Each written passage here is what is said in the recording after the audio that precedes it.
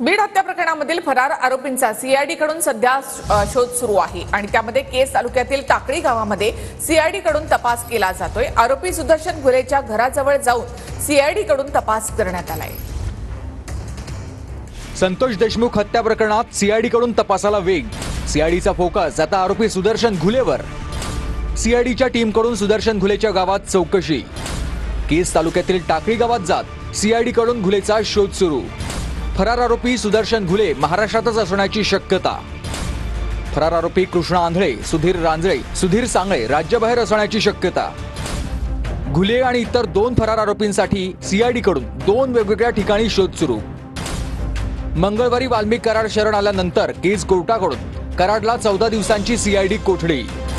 हत्या आणि खंडणीचं connection, CID अधिकाऱ्यांचा दावा। सीआयडीच्या सर्वात मोठ्या दाव्यानं वाल्मिक कराडचा पाय खोला। वाल्मिक कराड होता हे पोलिसांना माहित नव्हतं, याचं मला आश्चर्य वाटलं, असं प्रकाश आंबेडकर म्हणाले।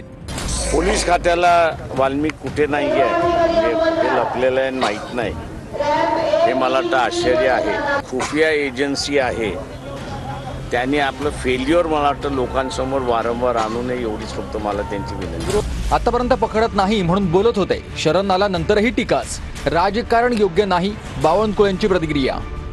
एखादा आरोपी जर शरण येत असेल, तपास पुढे जाणार असेल, तर त्यामध्ये हे असे टीकाटिप्पणी करून काही योग्य नाही। काल म्हणायचे पकडत नाही, आता शरण आला त्याच्यामध्ये त्या ठिकाणी 10 गोष्टी करायला लोक लागतात।